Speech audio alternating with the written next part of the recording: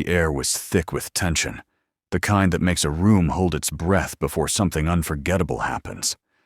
Judge Joe Brown leaned forward, voice booming like a gavel slamming down, cutting through every other sound. His words weren't just loud. They dripped with the old arrogance of someone used to silencing others. He jabbed a finger in Jasmine Crockett's direction, his tone dismissive, his volume rising with every sentence, as if authority alone could drown out truth.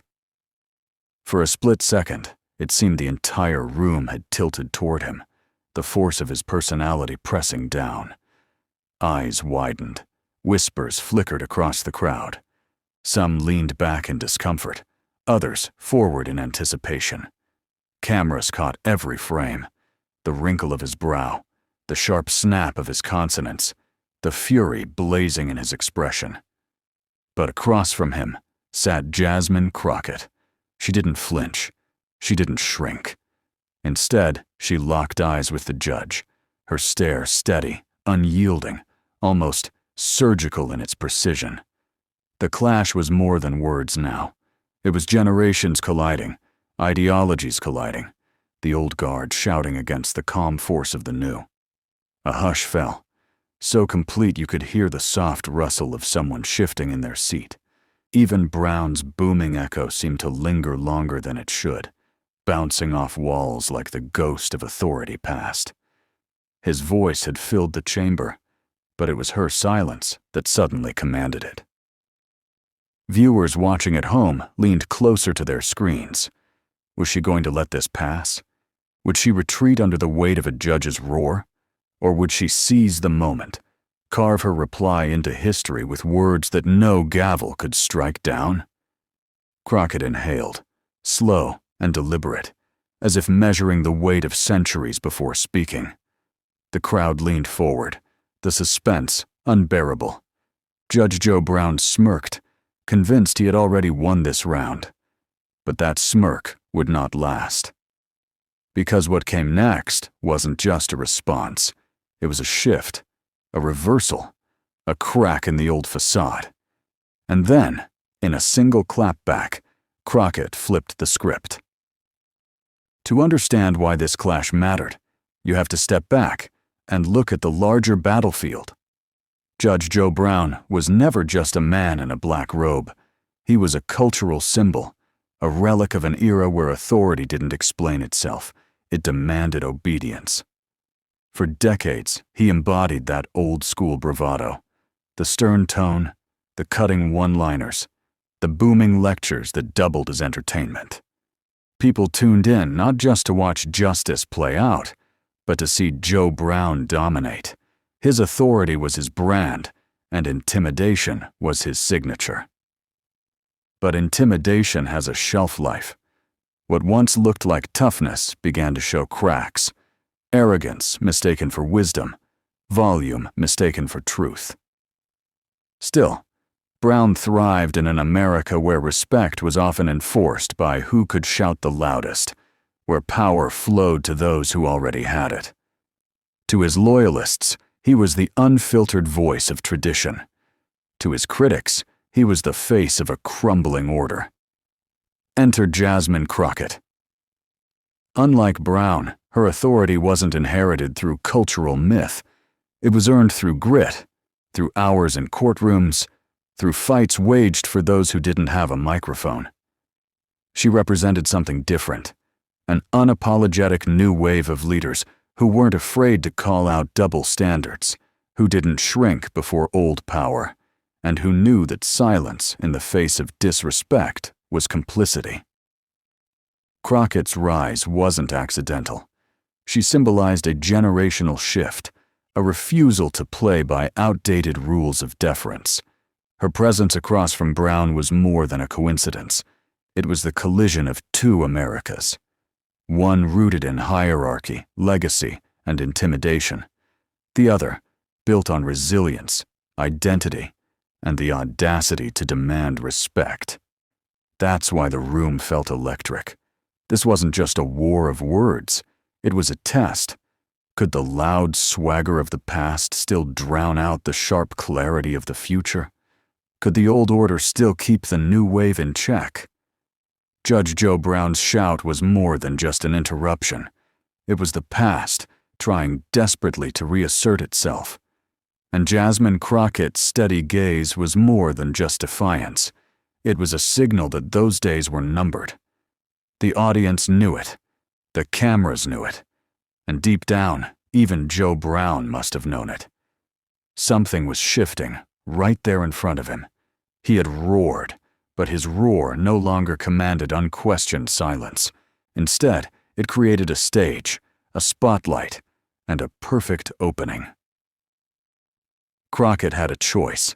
She could respond timidly, reinforcing the old script that loudness equaled power.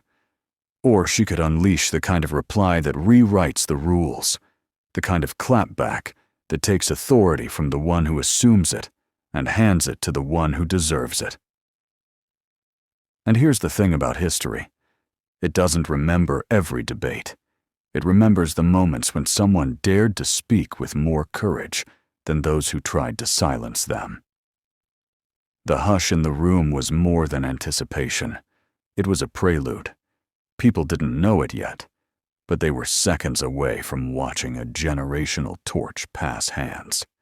Because what Jasmine Crockett was about to say would not just silence Judge Joe Brown.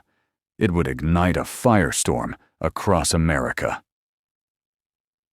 To understand Judge Joe Brown's shout, the kind of outburst that could rattle a room, you have to first understand the man himself. He wasn't just another judge who presided over cases quietly, tucked behind a stack of papers. He was larger than life, a personality that seemed to fill every space he entered.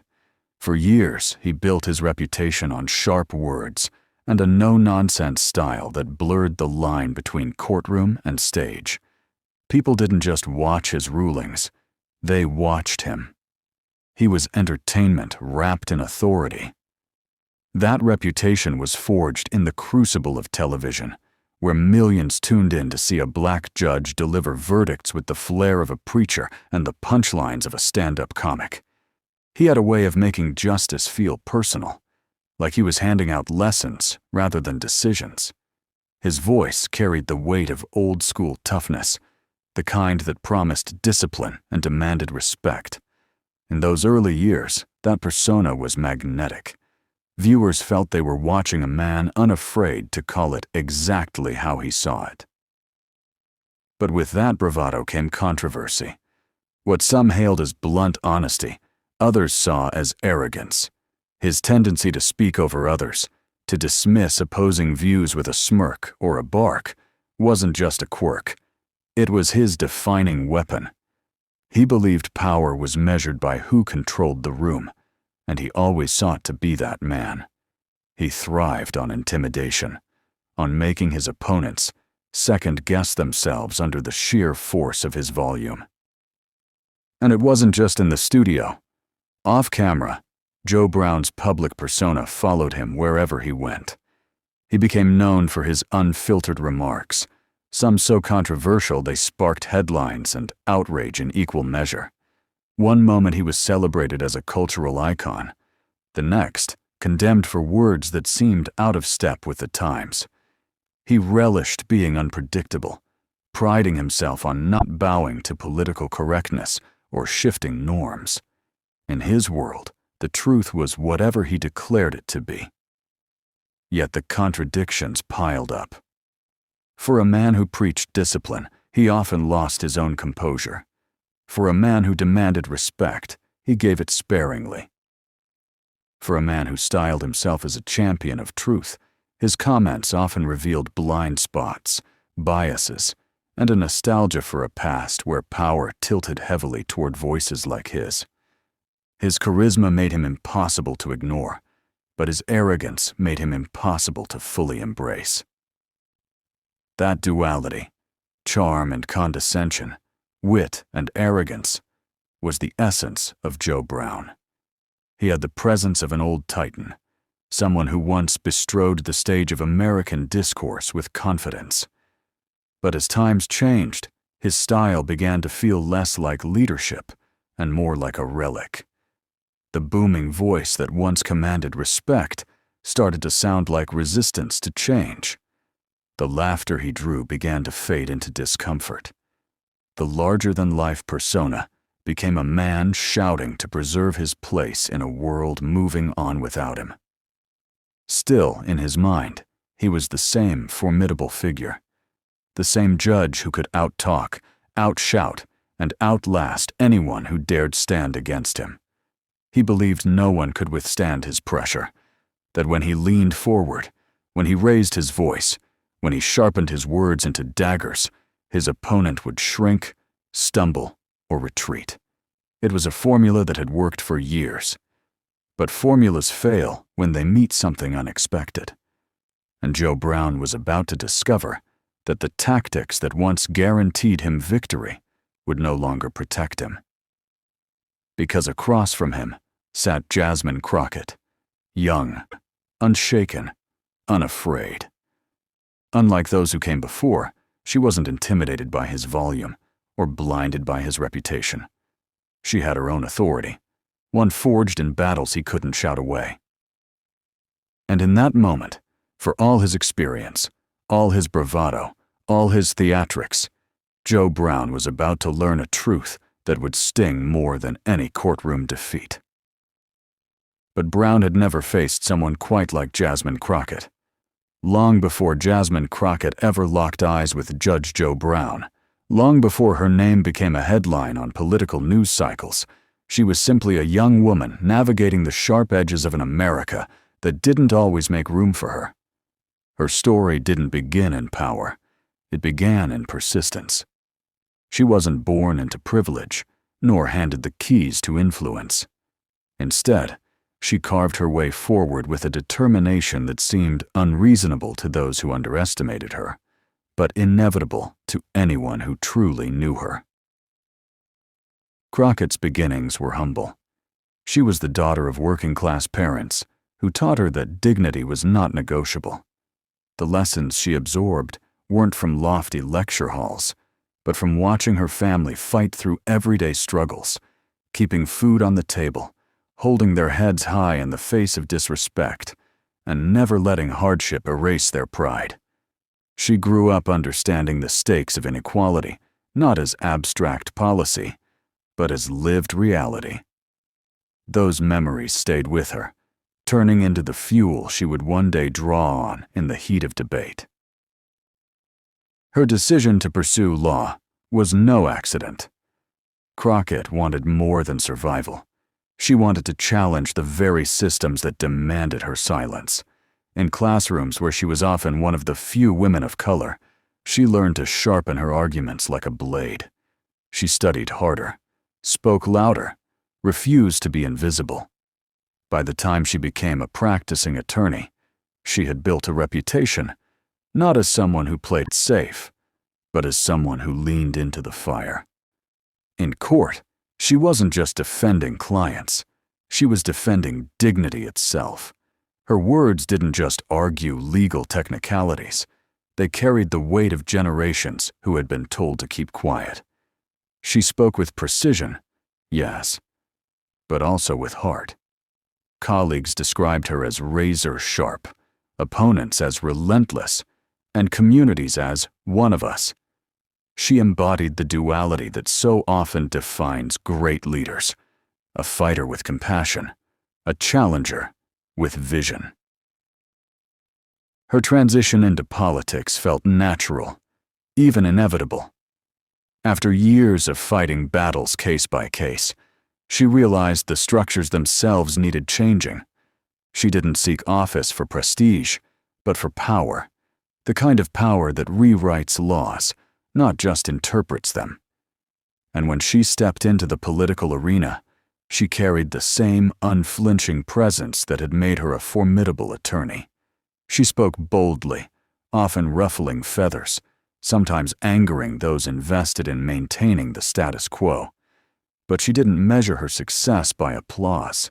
She measured it by impact. Crockett's style was unapologetically direct. She didn't hide behind jargon or soften her critiques to make the powerful comfortable. Instead, She spoke with the clarity of someone who knew her voice was not just her own, but a vessel for thousands who felt voiceless. She was sharp-tongued, yes, but her sharpness was always aimed upward, toward injustice, toward hypocrisy, toward the arrogance of those who confused authority with superiority. What set her apart was not just her words, but her composure. While opponents relied on volume, Crockett relied on precision. While others shouted, she stared them down. While some postured, she cut to the core. Her calm was not weakness, it was strategy. Because she knew the louder someone tried to shout her down, the more powerful her silence became. It was that very quality, her ability to remain unshaken, that placed her in such stark contrast to Joe Brown. Where his persona was built on bluster, hers was built on balance. Where he thrived on spectacle, she thrived on substance. He leaned on nostalgia, she leaned on necessity. To see them seated across from one another was to watch two eras collide, two worldviews battling not just for dominance in that room, but for the soul of the future. And yet, Crockett's rise wasn't without sacrifice. Every step into the public arena carried risk, of being dismissed, of being targeted, of being misrepresented. She faced criticism that had nothing to do with her policies, comments about her appearance, her tone, her very right to stand where she stood. But instead of shrinking, she used the criticism as confirmation that she was exactly where she needed to be. The louder the opposition grew, the more certain she became that she was striking at the heart of something that needed changing. That resolve wasn't born in comfort. It was forged in the struggles of her youth, in the grind of her legal career, in the resistance she faced as a black woman stepping into power. And it was that fire, the fire born from her struggles, that made her immune to the tactics of men like Judge Joe Brown. Where others might see his shouting as intimidating, she saw it as desperation. Where others might falter under his glare, she recognized the weakness behind it. So, when Brown raised his voice that day, Crockett didn't just hear the volume. She heard the echo of an old order, trying to hold on. And when she finally chose to respond, her words would carry more than just her own defiance. They would carry the weight of every struggle that shaped her, every courtroom she fought in, every slight she endured, every community she represented. That very fire, born from her struggles, would become the weapon no one saw coming. The clash didn't begin politely. It erupted like a storm, rolling in without warning. Judge Joe Brown, chest forward and voice booming, struck first.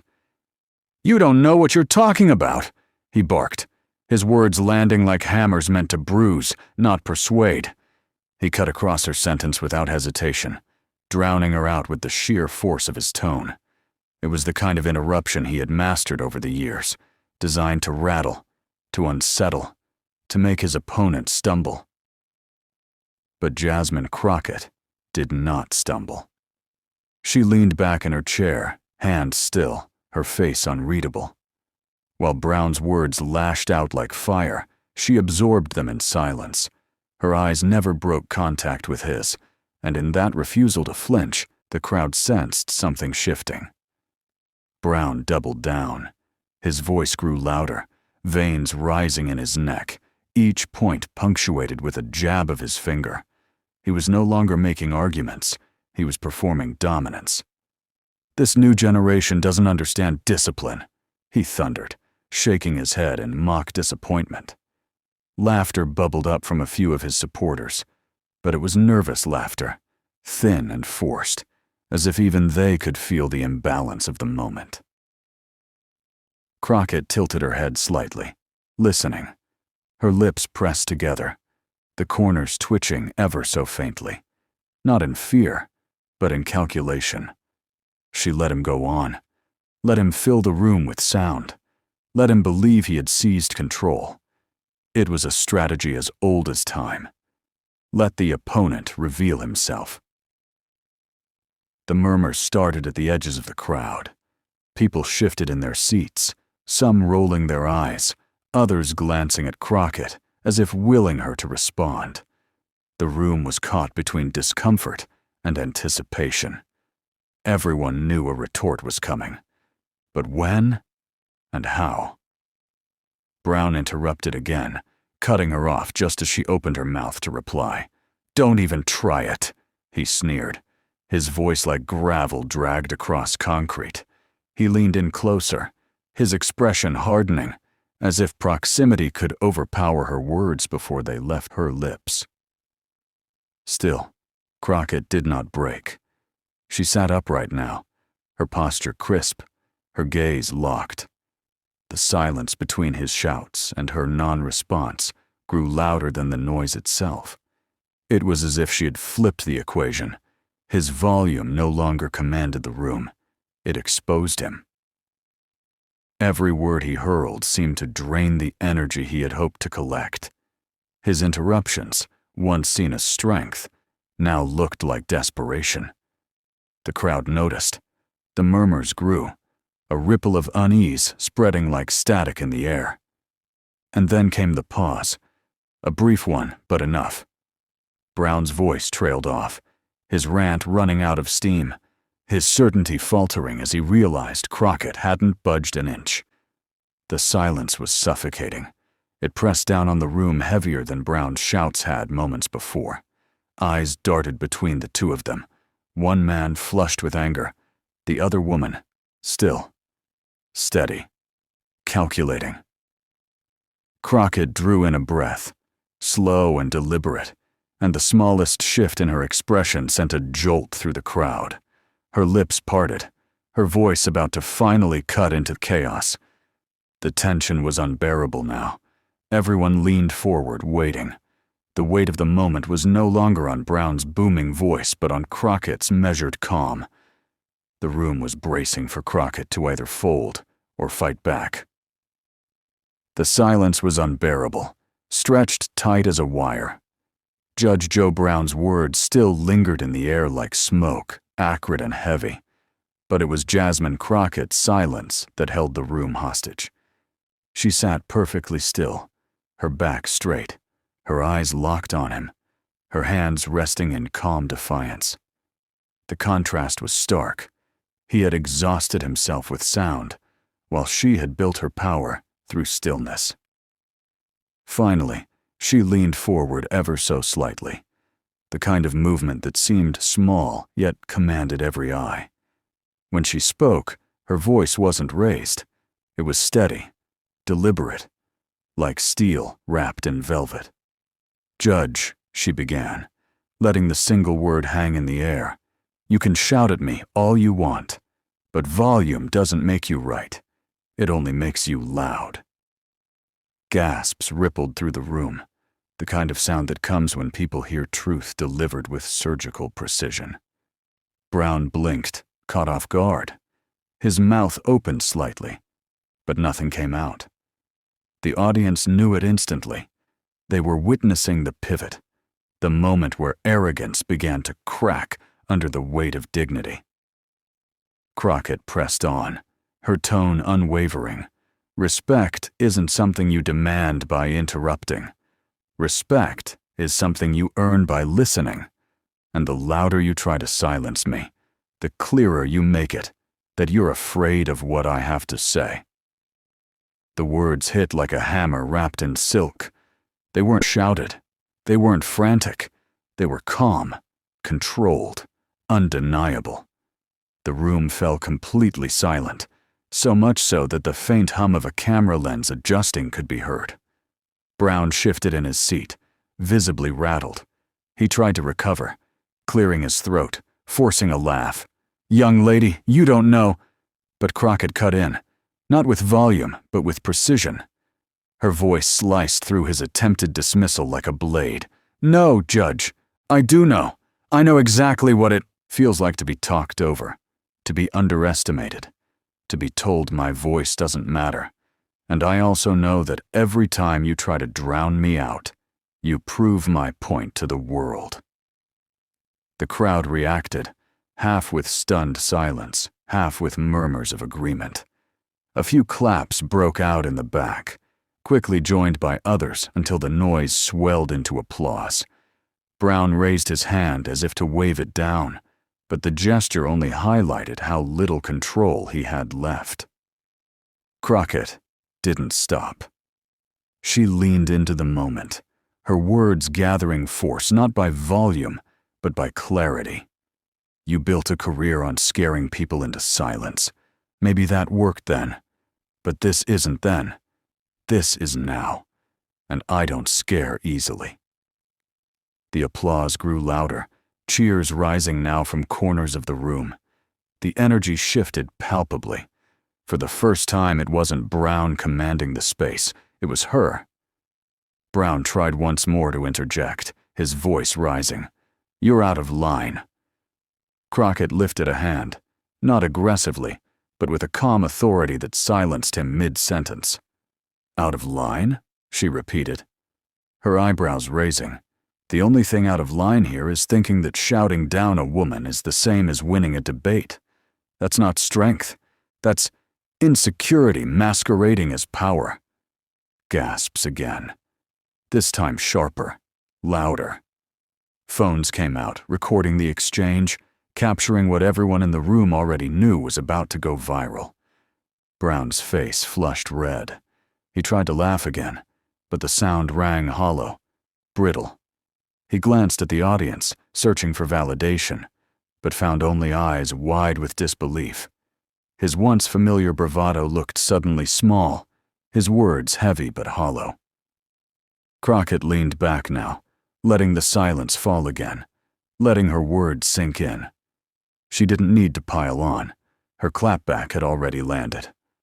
But she added one final stroke, the kind of line that seals a moment in memory. "You see, Judge, when history looks back at this exchange, it won't remember how loud you shouted. It'll remember how clearly I answered." The room erupted.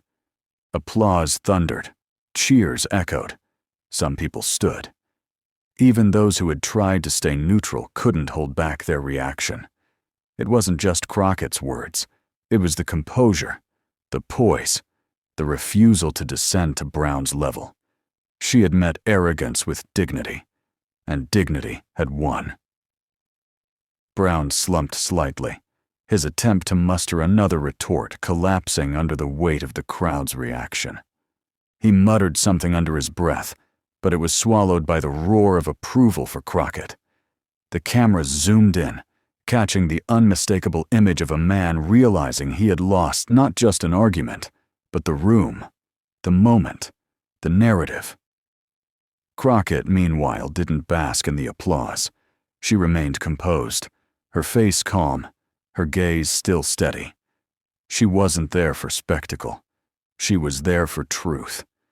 And in that single clapback, she had shifted the balance of power. It was the kind of moment that people would replay, retweet, and relive for days to come. A mic drop that wasn't about theatrics, but about conviction. A turning point where the past tried to shout, and the future answered with clarity. And as the applause swelled and the cameras captured every angle, one fact became undeniable. Judge Joe Brown's voice, once so commanding, had been drowned out. Not by someone louder, but by someone stronger.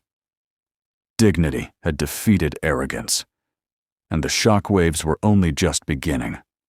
The room's eruption that night was just the spark.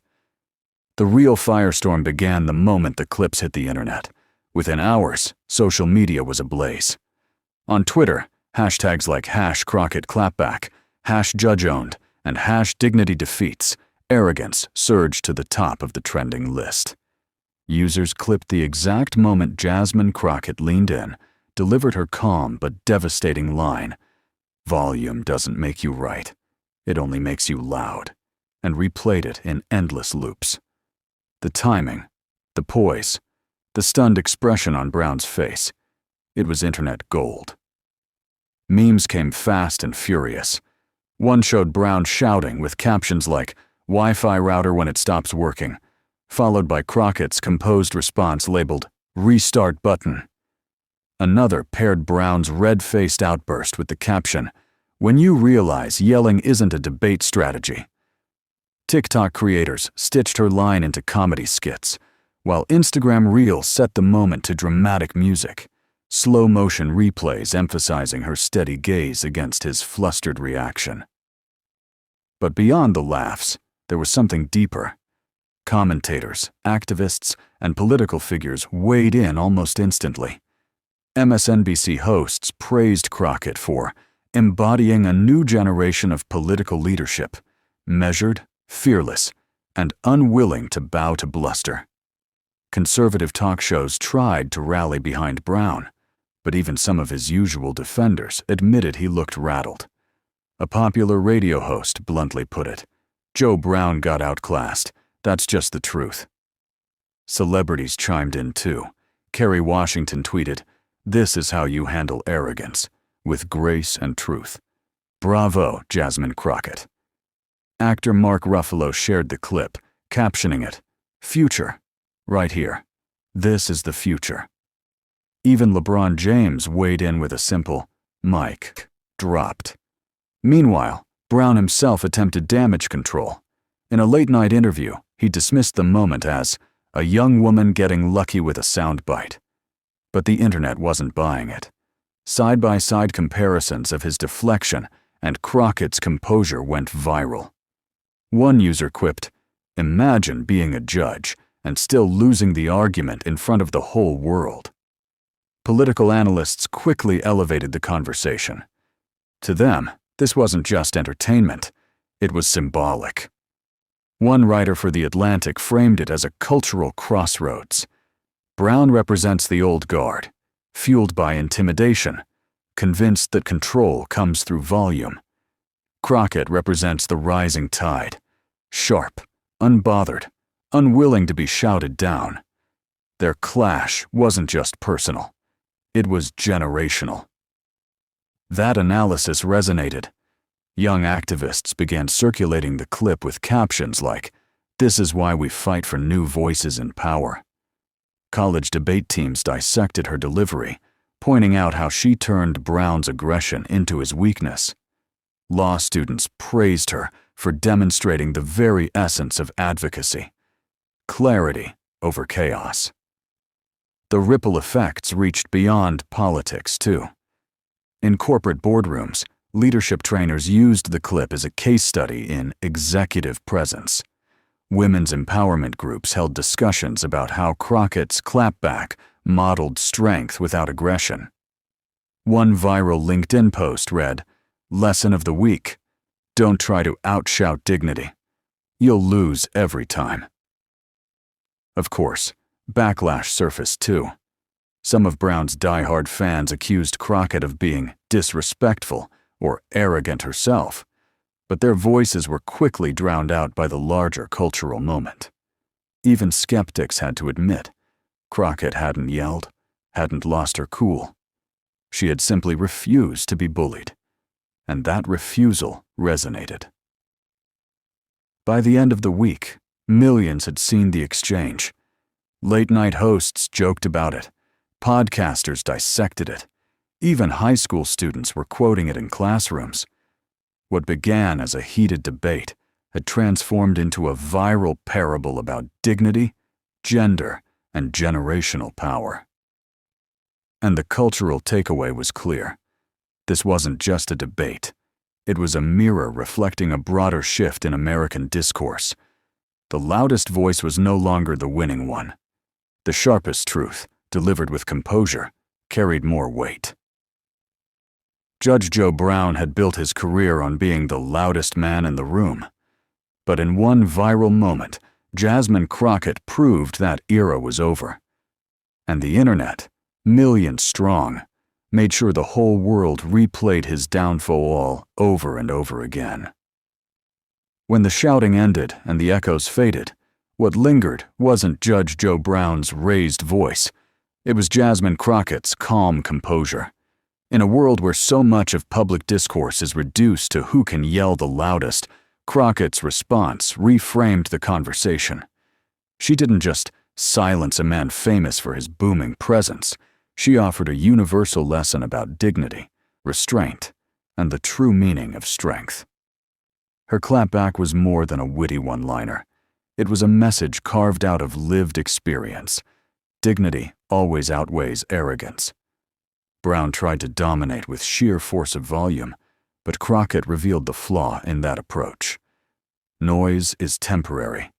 Respect endures. And in that moment, the balance of power shifted, not because she shouted louder, but because she refused to surrender her composure. The moral clarity of her stand resonated across generations. For young people watching, it was proof that authority rooted in intimidation is brittle. For women, especially women of color, it was validation that calm defiance can dismantle centuries of loud dismissal. Crockett didn't just win an exchange. She modeled a form of leadership that is steady, unflappable, and transformative. Think about the contrast. Brown embodied the old order, boisterous, dismissive, rooted in the idea that dominance equals respect. Crockett represented the new wave, measured, values-driven, unafraid to stand tall without shouting back. That clash wasn't just about two people in a heated moment. It was a metaphor for the broader cultural crossroads America faces. The lesson is clear. Composure is not weakness. It's power in its purest form. Shouting may grab attention, but it rarely inspires. Crockett's stillness in the storm reminded the world that lasting influence comes from clarity, not chaos.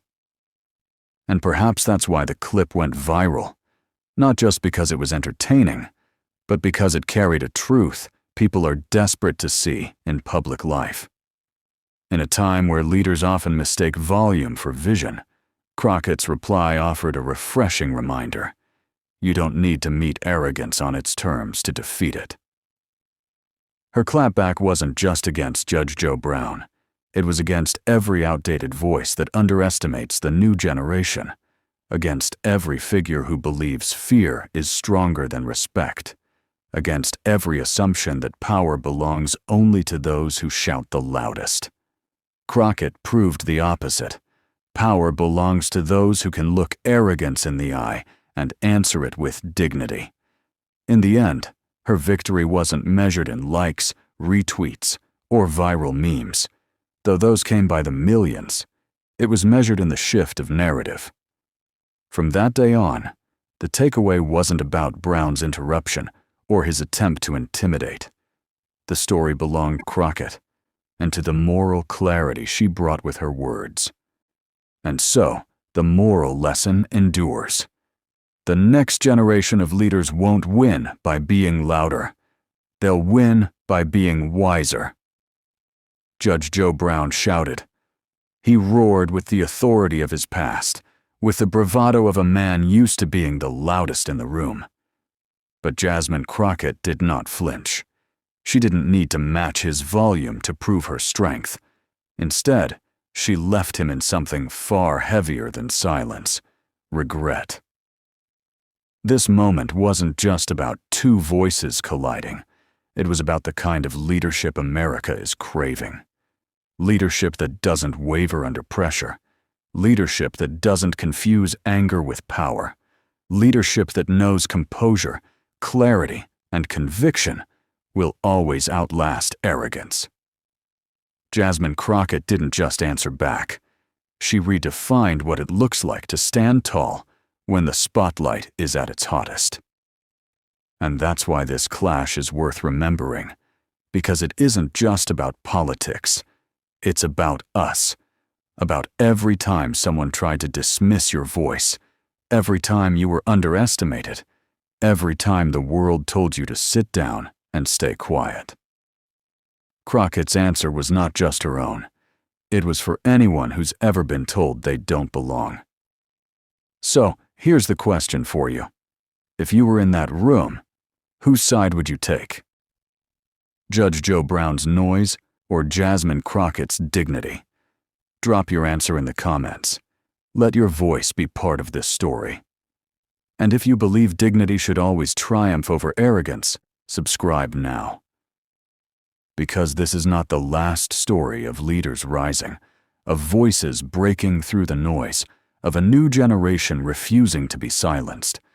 Share this moment. Keep the fire alive. Because this is what leadership looks like.